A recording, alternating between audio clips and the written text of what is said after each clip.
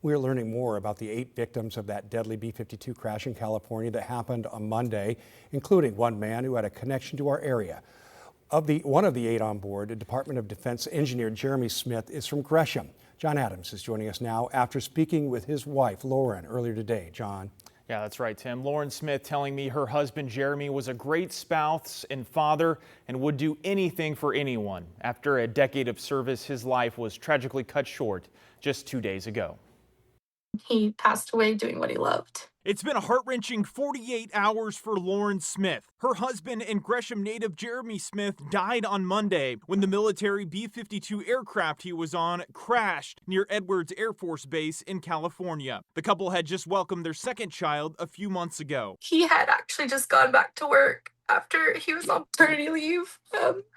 He was only back at work for a week. The 32-year-old Department of Defense engineer had been stationed at Edwards for 10 years. His wife tells us the B-52 test flight was originally scheduled for Friday, but was moved to Monday because of mechanical issues with the aircraft. At this point, we don't have any indication as to what the cause was of this. An investigation is underway, but it could be months before Smith finds out why her husband's plane went down. I'm sure all of the wives and families want answers. I can't imagine what they're all going through as well. While she waits for closure, Smith wants to tell people who her husband was in life. Someone dedicated to his family and country who had a passion for the skies.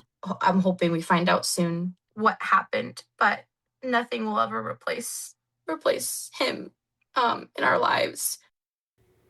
And Smith also telling me her husband had volunteered for the past 10 years at Camp Rosenbaum here in our area. He leaves behind, of course, his wife and 2 children who are 2 years old and 4 months old. Tim. So sad, John. Thank you for bringing us that story.